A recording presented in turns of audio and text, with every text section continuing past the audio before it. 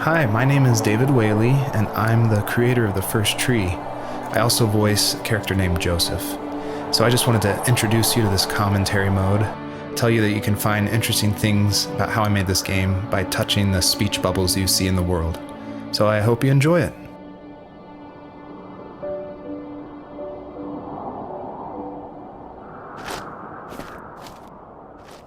Are you awake? I thought I heard you get up. Yeah, I'm awake. Sorry, I just can't sleep. Are you thinking about him? Yeah, a bit. Usually get back to sleep, my love. I'm fine. No, it's okay. What else is on your mind? I don't know. It seems weird, but I had one of the most vivid dreams of my life. I saw a fox on a snowy mountain, just looking confused and worried. Those eyes. I can't get those eyes out of my head. She was running in the windy snow, looking for something. Do you think it has to do with you and what's been going on? I don't know. It was just a dream, Rachel. They're not meant to make sense. A lot's happened the past couple days, that's all. Well, if you're not going to sleep anyway, you should tell me. I want to hear. All right.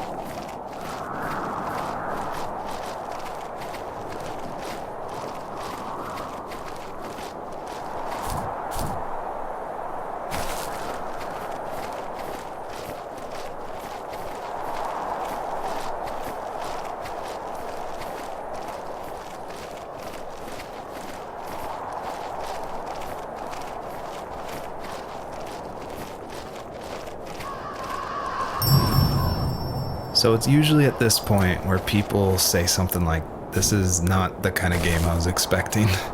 And that happened a lot at PAX West when I showed it. We'd have little kids play it, but then they see a dead fox cub, or a kit is technically the word, but cub sounds, I don't know, it sounds better. Like Wes Anderson uses it in Fantastic Mr. Fox, so I thought cub would be all right.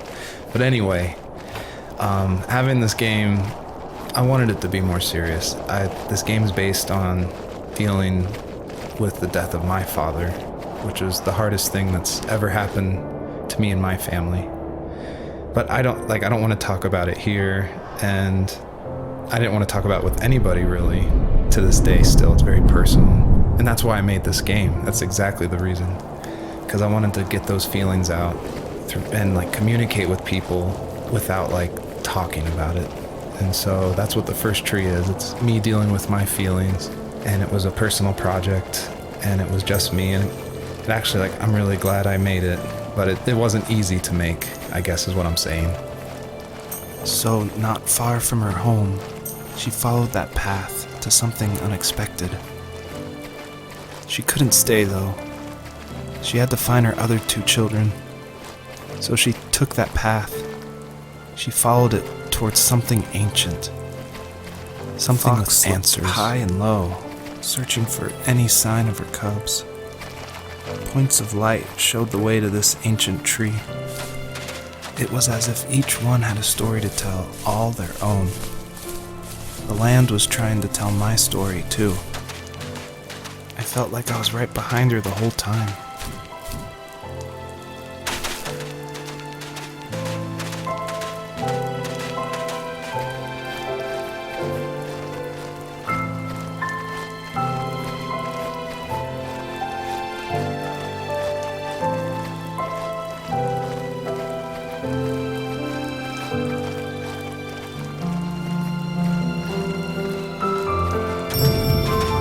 I feel like one of the best ways to make an exploration game feel worth it, or to reward the player, is to have as many secrets as possible. Like some of my favorite games like Dear Esther and Gone Home and Firewatch. I love those story-driven games. And they're kind of like these mystery boxes where if you put in a lot of effort, if you look closely, the world reveals itself to you better. So there are secrets in The First Tree. See if you can find one of these hidden items by digging around in these unmarked spots around this area.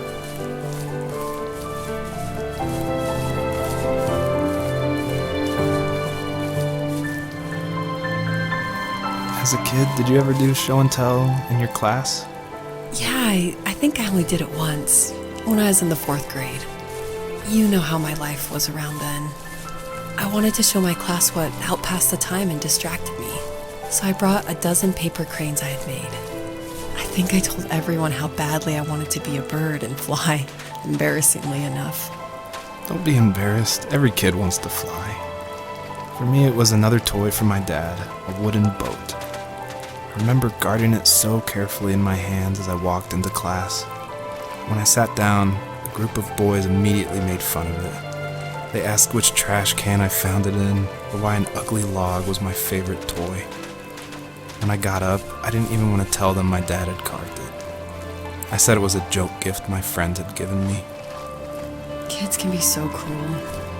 Some of them are. I shouldn't have let them get to me, but it did. It's amazing we bounced back at all.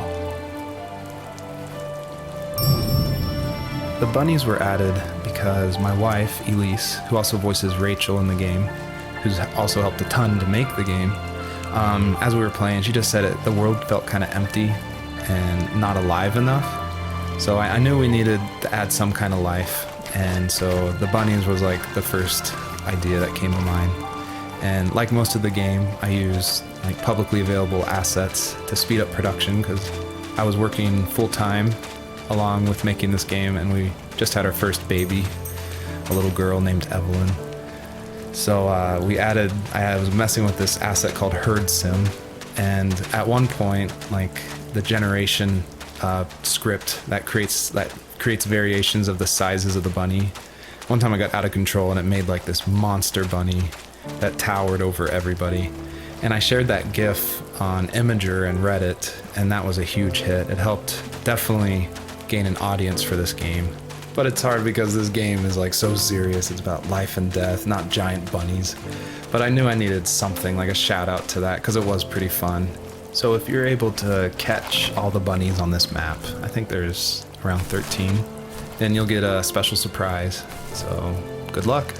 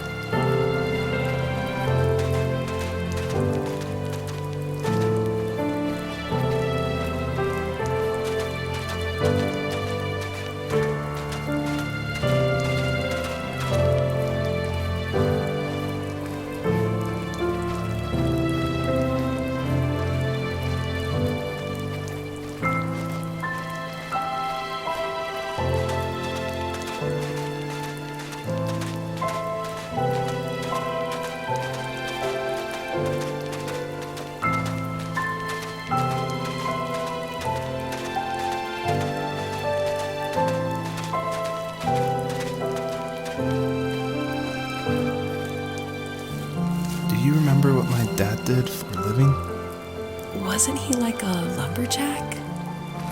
That's one way of putting it. If wood was a canvas, then a carving knife was his paintbrush. Even after working a 50-hour week, even after his hands were more splinters than skin, he would bring home the nicest piece of Alaskan weeping cedar and make me toys. That wooden train was the first toy I can remember, and I loved it. I just knew from a young age I was going to be a lumberjack, like my father.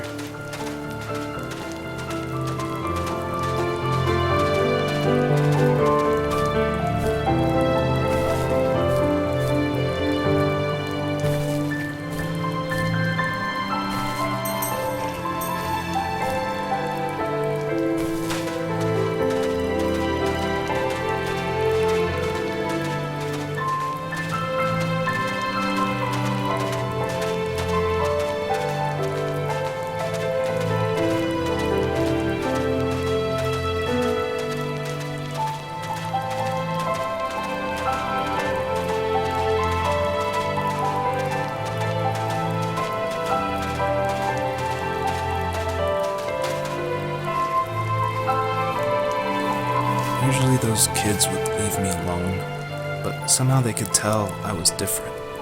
They made fun of how far away I lived. They called my dad a sourdough. I was a blabbermouth as a kid, telling my dad stories I made up for hours. But after that show and tell, I didn't tell him much anymore. He didn't know exactly what was wrong, but his best guess was that the toys he carved weren't cool enough. He carved me a tank and tried to tell me what it was like to be in a real tank as a serviceman. I didn't know your dad was in the military. Yeah, in the army. The sad thing is that I've pretty much forgotten until just now. There's so much I still don't know about him. I'm sorry. He knows how much you love him. You're going to see him again soon and have some closure, I'm sure.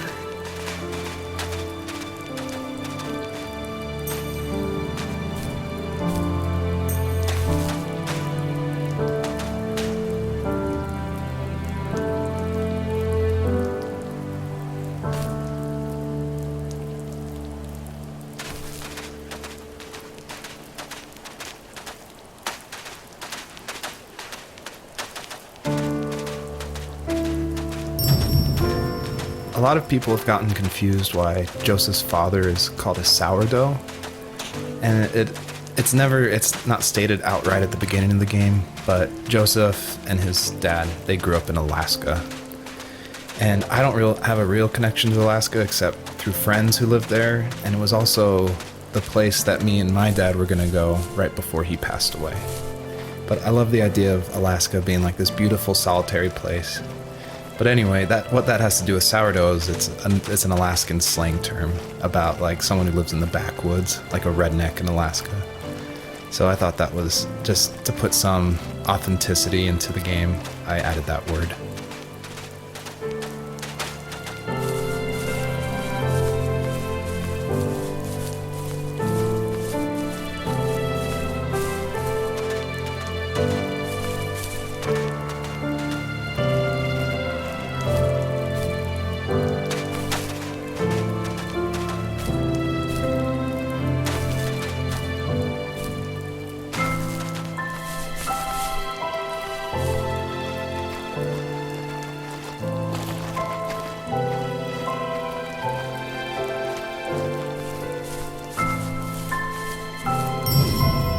I thought it was important to say that, yes, I actually did draw this with crayons.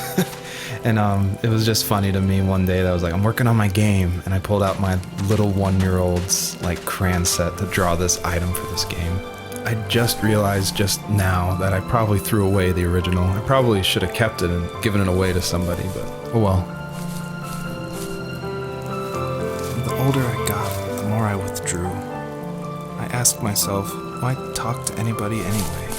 Why bother when I'm happy by myself? I started drawing a lot, mostly animals I saw in the woods by my home.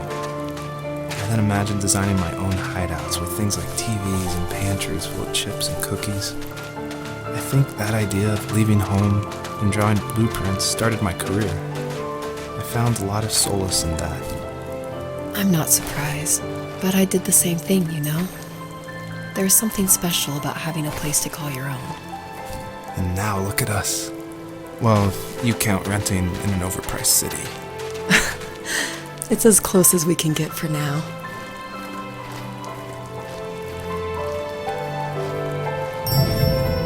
I feel like one of the main reasons people play small indie games is because they are so personal and intimate. So I tried to put myself into this game as much as possible.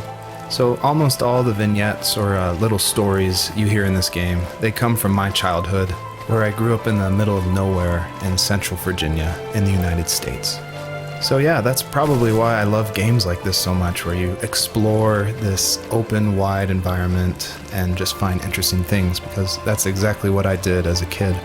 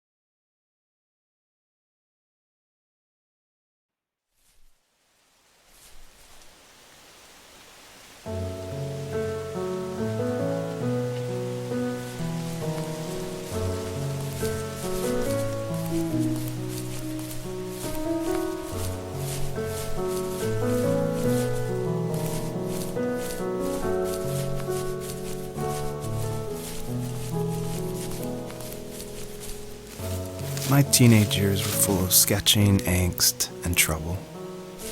I wasn't popular or unpopular. Maybe just forgettable.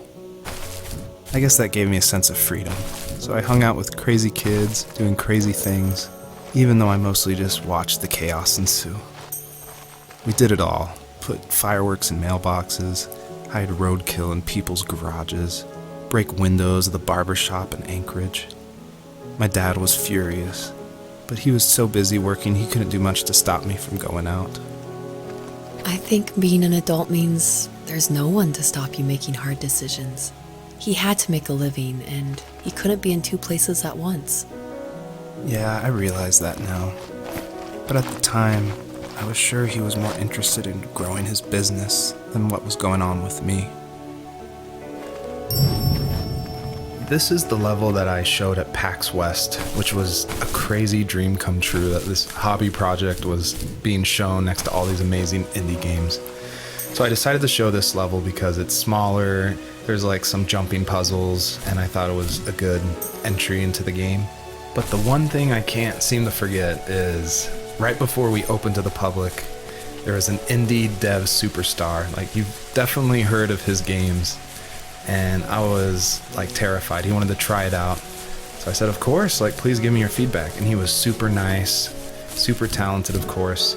But this embarrassing bug happened, which I'd never seen before in my life, where when he dug the item up, he jumped right after, and it created the dust cloud to permanently be on the rest of the level. It wouldn't turn off. So it looked like this fart cloud following the fox as it just kept running with this beautiful music and serious voiceover. And it was horrible. I think about that every time I look at this level. But, you know, I was able to fix it, so I'm glad someone could at least find that bug.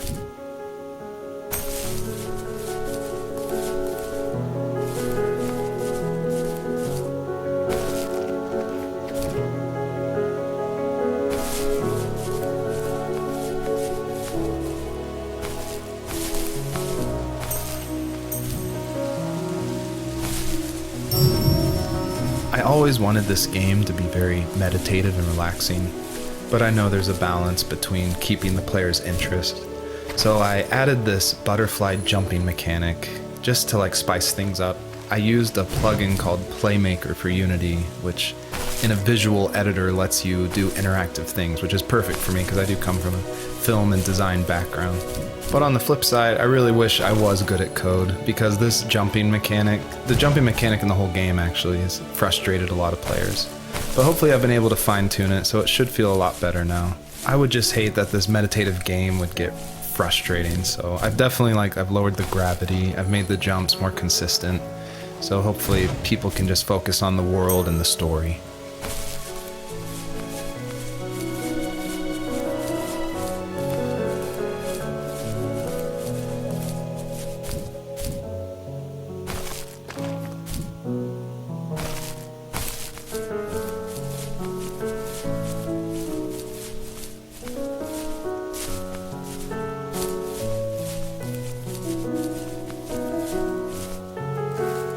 He was working another late night, and my friends were over, saying how bored they were and how they had come all the way out to my house for nothing.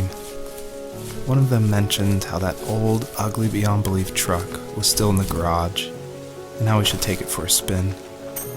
I was only 15, so I kind of fought it for a while. The next thing I knew, we were careening around the mountain path, rocks spitting onto the sides of the cliff, while my dad's cringeworthy bluegrass blared out the speakers. I drove while my friends were in the back of that yellow and purple truck, throwing beer bottles and trash at anything remotely interesting. Felt like I was soaring in the air with borrowed wings. But all good things have endings. A cop outside of Eagle River pulled us over after he saw us in a bottle rocket into someone's yard. What followed was a long night of talking to disappointed adults and feeling smaller than ever.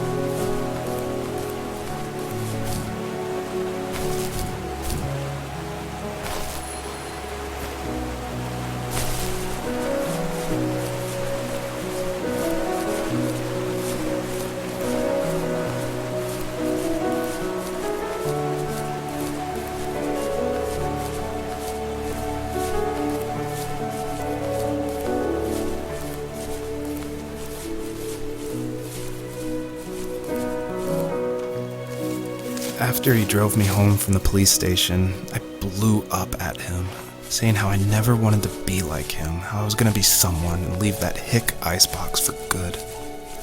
He just looked forward at the road with tired eyes. I took out that bluegrass tape from the cassette deck and chucked it out the window. In my sage teenage wisdom, I thought I had proved the ultimate point. But my dad had a different idea. He slammed the brakes, slowly bowed his head while gripping the steering wheel, and finally looked at me.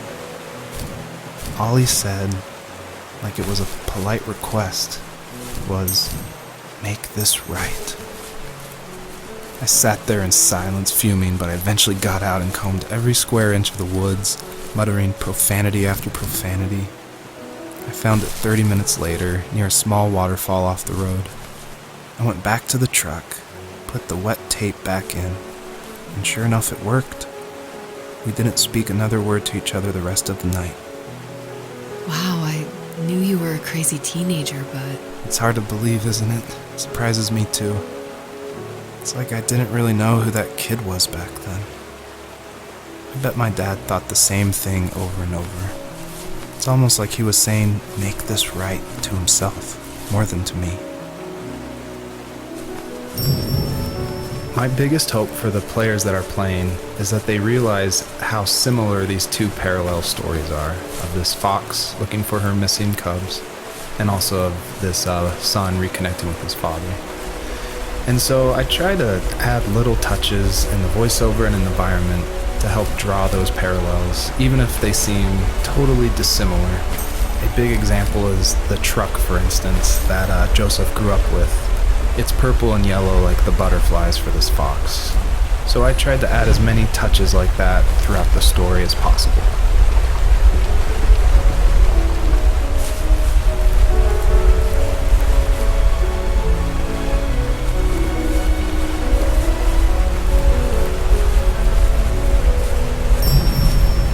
You may have noticed there's a little pond here, and believe it or not, I tried everything I could to get swimming working in this game, and I just could not do it, unfortunately.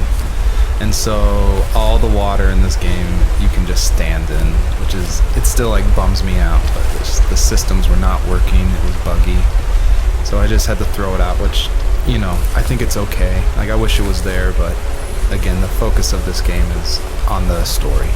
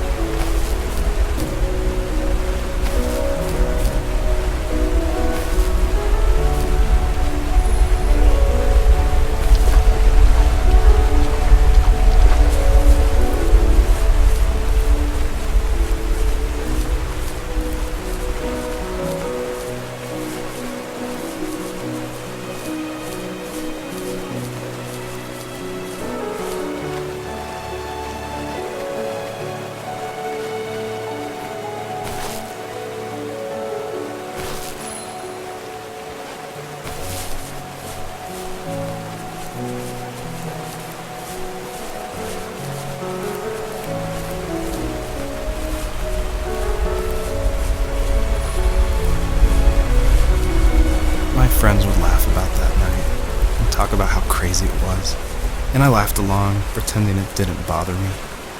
But it did.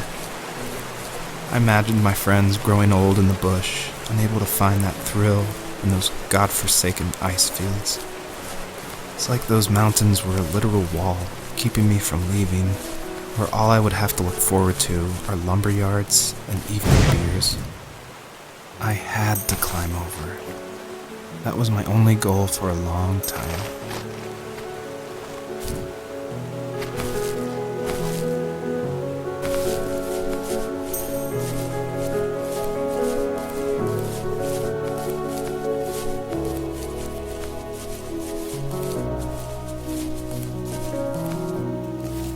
If there was some way I could take my love of drawing and turn it into a way of escape, nothing would make me happier.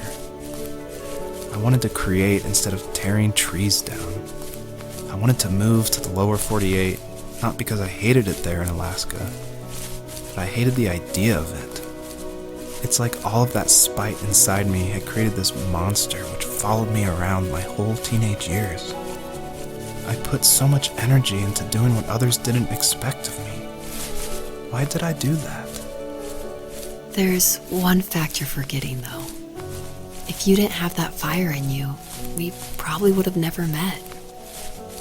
You're absolutely right. Maybe the destination is all that matters in the end. But then why am I awake? Why am I seeing this fox go on her journey? And why can't I stop thinking about my dad?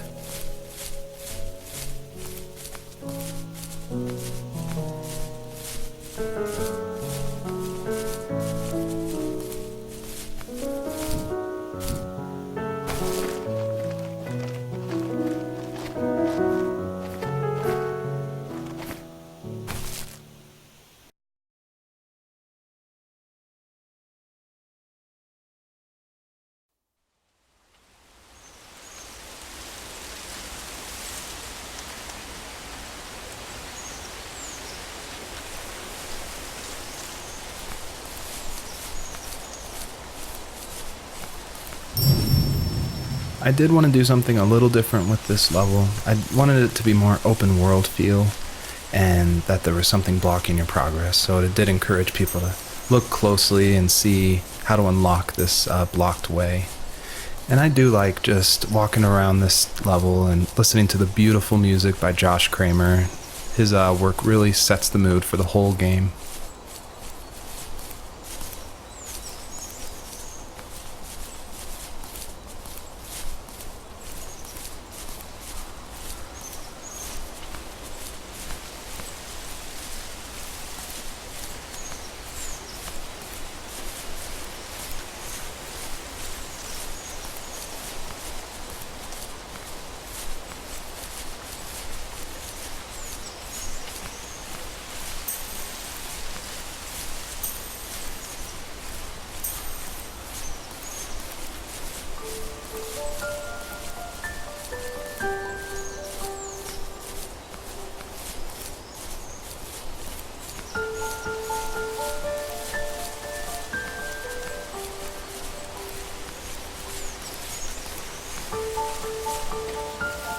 My dad built a lot of stuff in his free time. If he wasn't watching fly fishing or reading Tom Clancy novels, he was carving something. He made tons of birdhouses. Not that he was into bird watching, but I think he really missed working and adding on to the home. If he couldn't afford the time to build onto our own house, he would have to settle with watching birds move into their little homes. We kept an old mattress in the bed of that ugly yellow truck, so we would drive it deep into the woods and then watch the birds fly into their houses while the sun set. Usually it was accompanied by venison jerky or a cold Coke, but not a lot of talking, which is how we both liked it.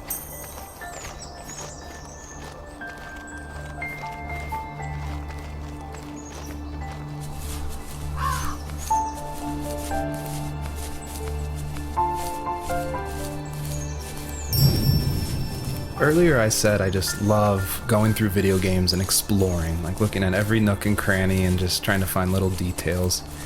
And I think that started because in middle school and high school, I would make mods for my favorite games, namely Jedi Knight, Jedi Outcast, and Far Cry. And I loved like this huge world of mod makers who would make these levels, and it'd be like the most random creative things, and I would just love exploring, usually multiplayer levels by myself. So even though I went to college for film, before that, like before high school, I was making video games and mods, and it was my favorite thing in the world. I made a ton of different levels. I made an abandoned space hotel with a dance floor and cafeteria. I made a haunted campground with cabins and tents.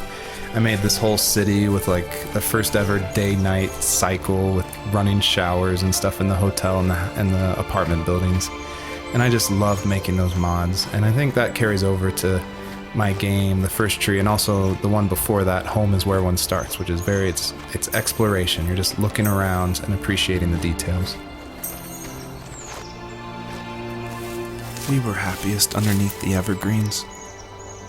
We decided it was time to finally map out the hundreds of acres we lived on just to pass the time during the summer.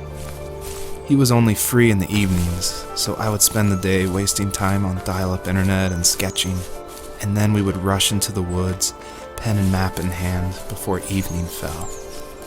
Sometimes, the aurora borealis would cast a cold green glow on the mountainside, and we would finish our route underneath a twilight sky. Sometimes I was lonely during those summer days, but there was comfort in the routine. A lot of teenagers aren't looking for the daily grind, though. There's nothing wrong with wanting to get out, to leave your childhood home. You wanted to progress, to make something of yourself. Yeah, you're right. That house. I'm sure it's the same as how I left it. But then why does it feel so different? I doubt you're the only adult to have looked back and asked that question.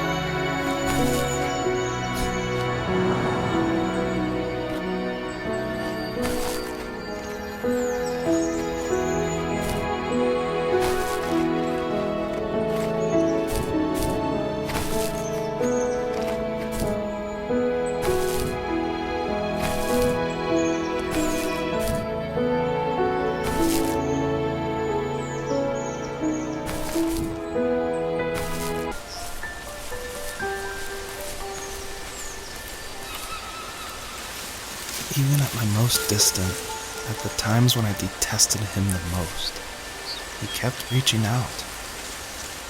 For a year straight, he asked me every week when we were going camping. I thought he was just dense. Eventually, to shut him up, I agreed. We carried out the worn lawn chairs from the garage and set up a cinder block campfire at the site we'd always used behind the house. We walked down the mountain path, talking in the warm sunshine we only got a couple months of the year. Those 3 obsidian rocks shimmered alongside the shore, almost like sparklers pressed against a dark window. I'll never forget that wet stone on my feet, or how those massive mountains looked even bigger in the lake's reflection. I felt small, but grateful. As the sun set, my dad found something I hadn't seen for a long time. The tree where I'd made my first carving when I was 6. I hadn't even carved it. My dad had helped me, but I still called it my tree. Something about seeing my name there made me open up, and we talked about everything that night in that old camouflage tent. I told him how much I loved sketching and design, and how it would be a dream to study architecture in Seattle. I told him how I didn't get along with my friends much anymore, but that I didn't mind being alone. He told me he was there for me, and he joked that if all he had to do was write my name on a tree to finally get me to talk, he would have left me carved logs with novels on them in front of my room every morning. I don't know why it took me that long to realize it, but it was then I knew how much he had sacrificed for me. I don't think the first tree could work at all without the music by Josh Kramer. And his music, it's actually publicly available to license, and so it was affordable for me since this was a hobby project. And it's something I like to tell new indie developers all the time, like, you can't afford that composer, you can't afford a full-time programmer. You need to cut corners and finish your game, and the way to do that is to use these amazing publicly available assets that anyone can purchase and license. And so his music is incredible, and I actually haven't talked to him that much, I've just emailed him. But his music was nominated for Most Emotional Music at the Emotional Game Awards in France, and he's just a really nice guy. And I think there's so much amazing content out there that if you're thinking of making a game, like, look around and see what you can make work on a tight budget, because it worked really well for the first tree. Almost all stories follow the same kind of structure, and it starts with an inciting event, and then there's rising action, and then there's a climax, and then there's falling action. And it's actually really difficult to make an interesting story where you only hear these two people talking, and it's spoken through a dream that's already happened. And the most of the action is about this animal that isn't directly related to this couple at all. So I don't know what I was thinking, but my hope was that it would create some interesting things and connections that I didn't see before. And that was kind of the whole exercise of making the first tree.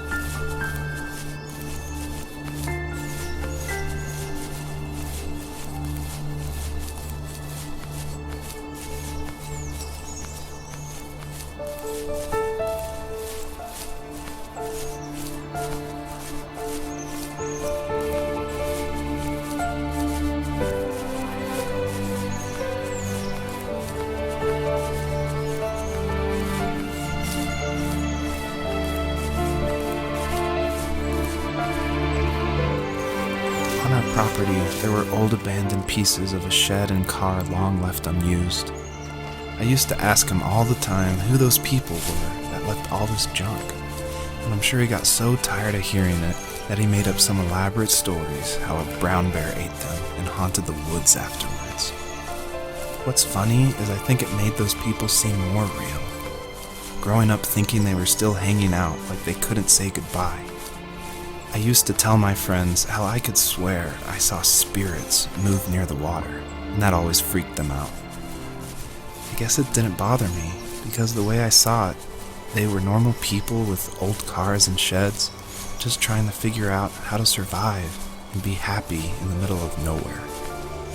It was a cool thought that they didn't want to leave, but you know, I was a weird kid. Well, you had good company since those ghosts like living in a place where they were brutally devoured.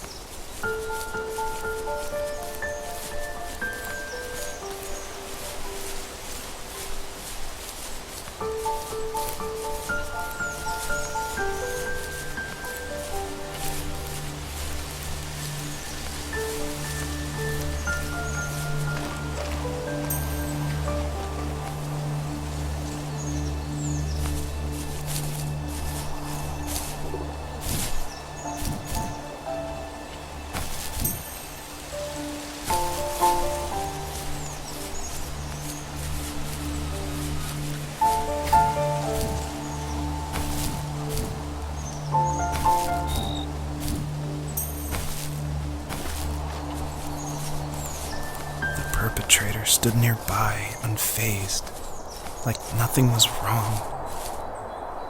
My dad is dead, and he's never coming back, Rachel. I can tell you these stories, but I can never reminisce with him again. He can never hold a grandchild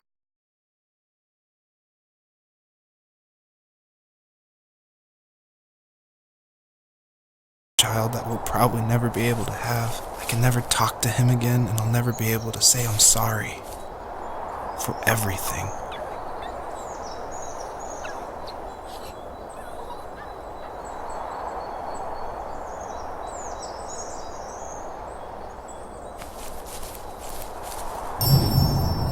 It was really important to me that the wolf in this story that takes the fox's cubs, that it wasn't explained at all. Like, it's just this entity that's in the background. And of course, it's supposed to represent something bigger than a wolf or even the fox. It's supposed to represent like the specter of death. And it comes when you least expect it. There's no justification. He's just there, always watching.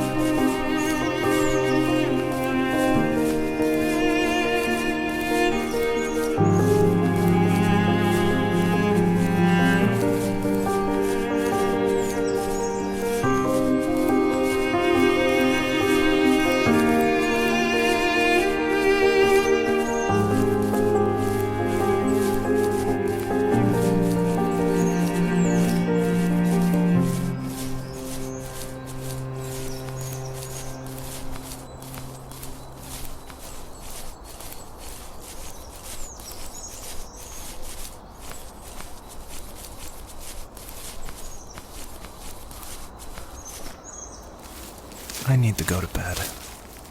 I just can't talk about this anymore. Good night.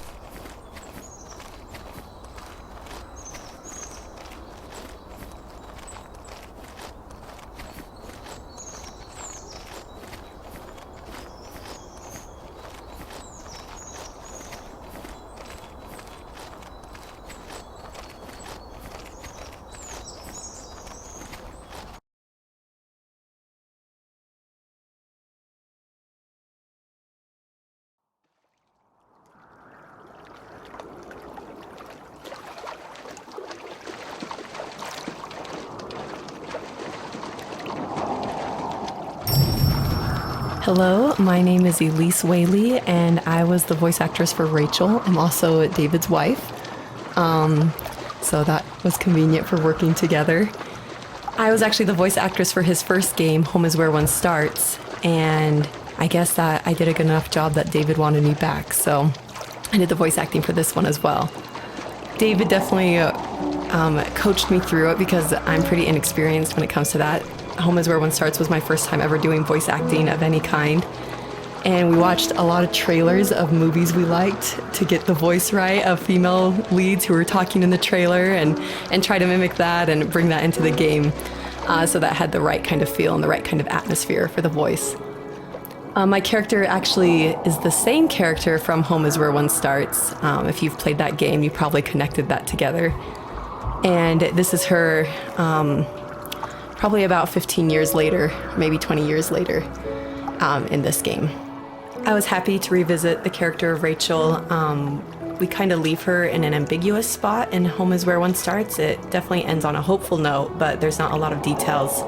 And in this game, you see that she's able to move on through a lot of her issues that she had from her abusive home and be able to start her own family and start a new cycle without that abuse, which I think is really inspiring. Joseph, you can't go to sleep feeling like this. I'm sorry for everything, and I know you need space, but I'm here for you. You don't need to feel so lost. Joseph, have I ever told you what my mother was like?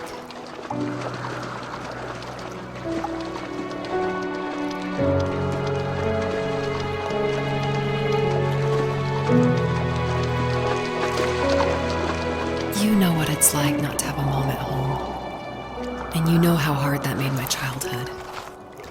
What helped me was watching the birds in the morning before the school bus came.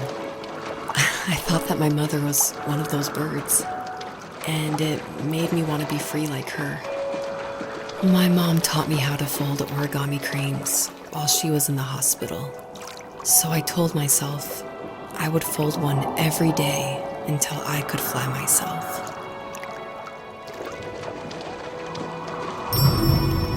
So it's always interesting working with your spouse because, especially on a creative project, because they want your feedback, but it's something that's also dear to their heart, and they're dear to your heart, and you definitely don't want to hurt their feelings. So I was a little nervous when David asked me, he had finally finished writing the script, and he asked me to go over it and see what I thought. And I had minored in English. I majored in art, but I minored in English, so I felt like I had a little bit of experience. But I was definitely like a little scared because you don't want to be too harsh, but you also want to be honest. And it was the biggest relief when I read the script and I was like, oh good, my husband's a good writer. I don't have to change that much about this, just a few like grammatical things. And that was just like the biggest relief for me because it can be a tricky balance working with your spouse and making sure that that honesty is there, but also that love and the support is there as well.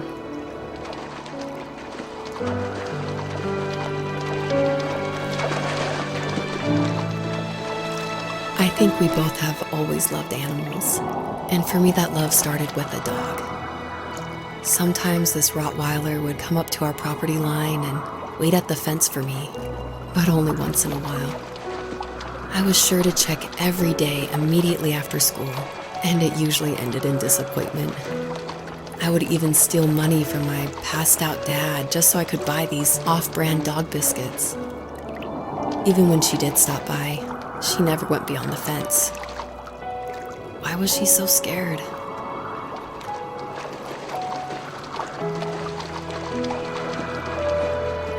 I think my dad was the opposite of your dad in almost every way, except he was in the military as well. He coped with alcohol of every kind. The trailer started falling apart, he got angry, and I withdrew. More and more I became the weird, quiet kid who made lots of origami birds and carried dog biscuits around. I think we were pretty similar when it came to being the weird kids. And that same sincerity in college was one of the reasons I was so drawn to you.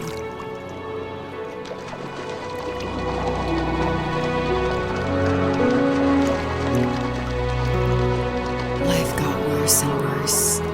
And at one point, I really didn't think I could survive another day with my soul still intact. I had no real friends, let alone neighbors, since we lived in the middle of nowhere.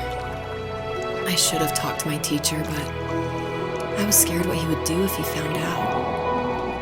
As I waited for the school bus one morning, I walked around until I found something in an abandoned shed. Something I can't put into words.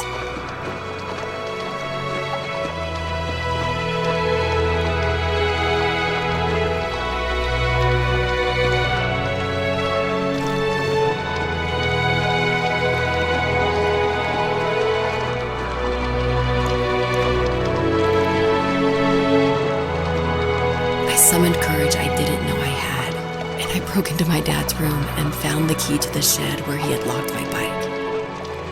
I'll never forget that feeling. The wind rushing by my ears as the sun rose over fields of wheat. I was flying for the first time. I biked as far as my legs could take me until I found a house that felt friendly and that felt like home. Those strangers helped me in so many ways. And if it wasn't for them, I wouldn't have found my foster family. And if it wasn't for my parents, I wouldn't have met you. You have strength, Joseph, and you're not as alone as you think. It's all just so pointless. Just waiting for life to happen. It's like having the home I always wanted is cursed out of my reach. The thought of being a parent myself. How could I do that when I couldn't even be a good son? I'm sorry. I know what you're saying. I just don't know how things will work out. These quiet hours will turn into years. We'll wonder which roads passed us by. Then we'll forge a new road together.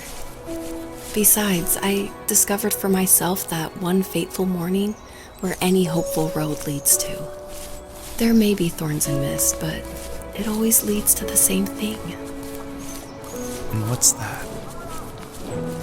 Family. I'm so glad that you're part of my family, Rachel. And I'm glad you're part of mine.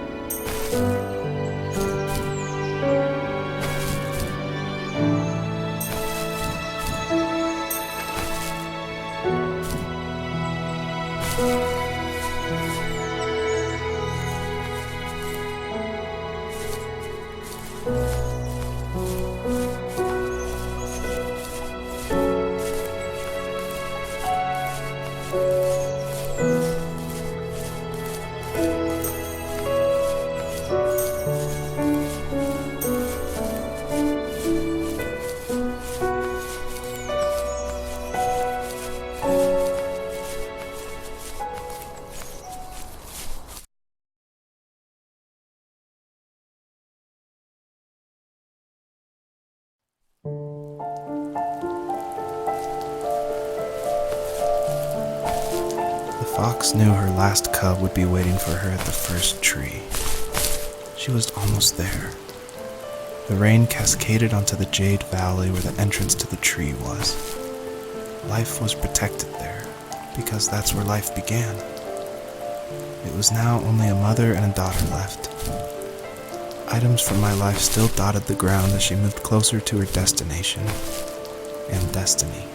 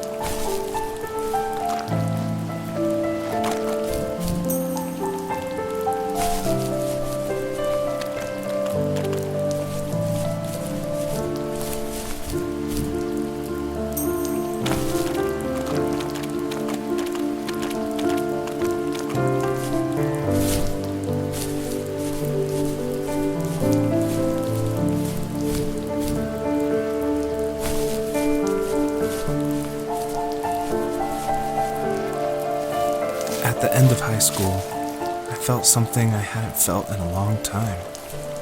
Drive.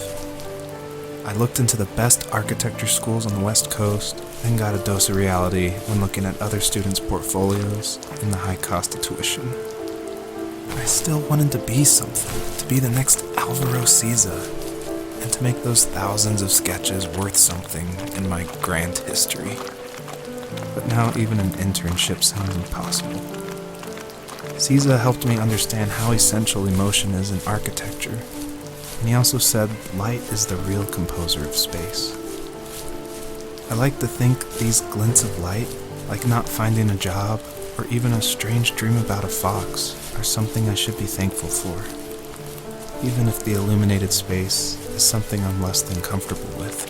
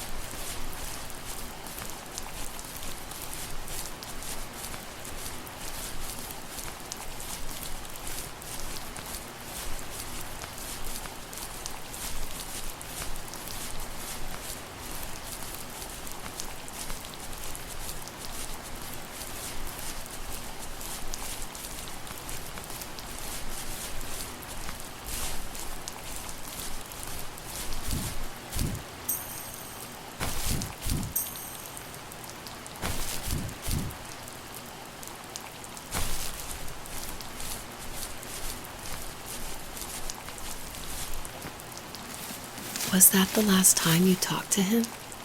No, I called on holidays, and he would call on my birthday. I guess we acted like nothing ever happened, which was stupid. Didn't want to ask about his lumberyard, and I'm sure he didn't want to ask about my job search. I never went back and visited. I think the last conversation we had was about what movies we had seen and what exactly a best boy is in the credits. I thought he would be here so much longer.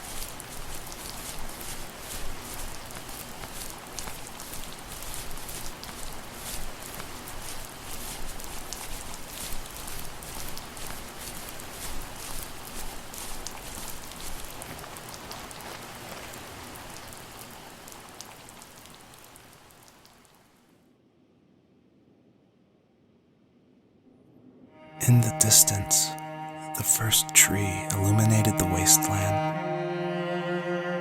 She couldn't go home anymore. She did the only thing she was capable of: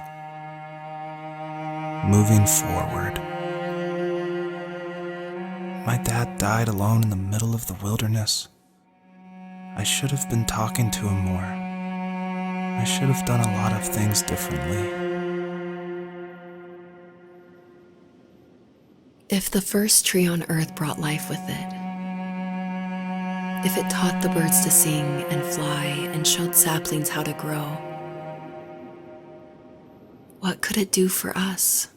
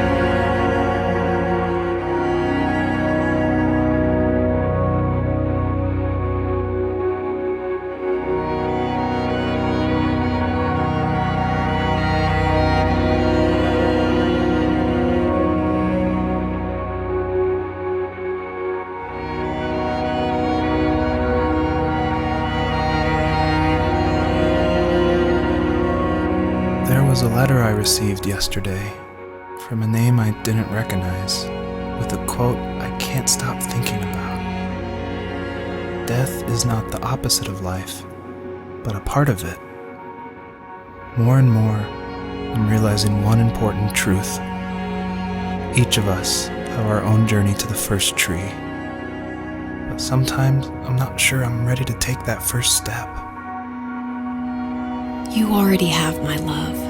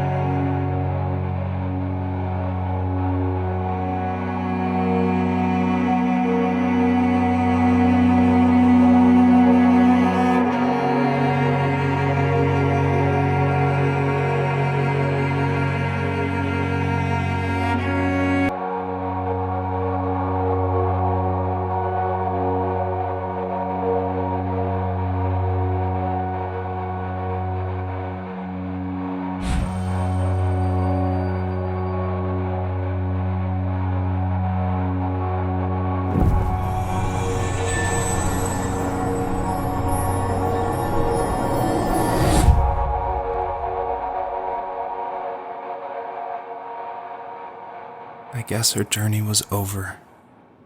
But I have no idea. It was only a dream. A distraction from tomorrow. I don't think dreams normally bring back to memory so many important feelings. Maybe it was just a dream, but it was also a gift. Yeah, I suppose.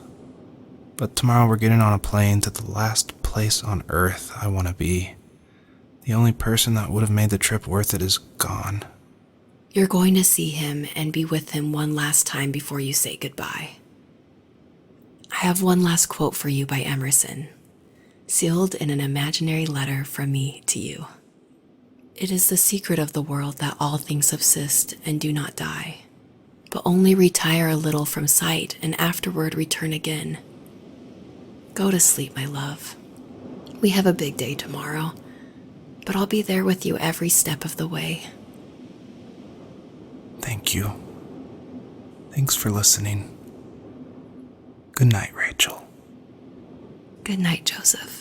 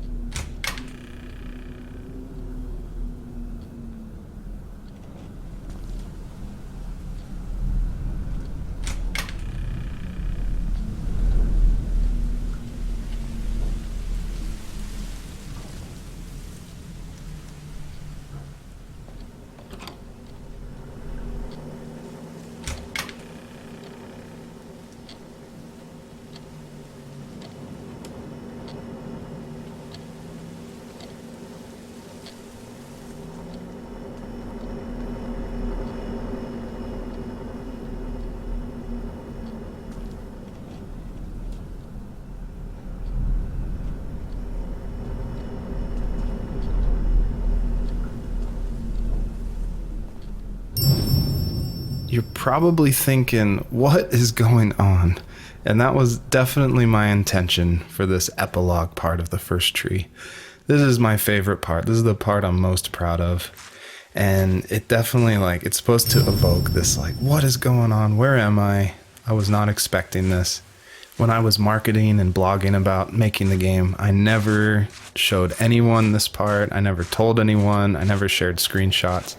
I wanted it to be a complete surprise. And I also wanted it to feel a little creepy because it's totally inspired by those nights where you wake up in the middle of the night and you can just hear the sounds of the wind outside the house and you can't sleep.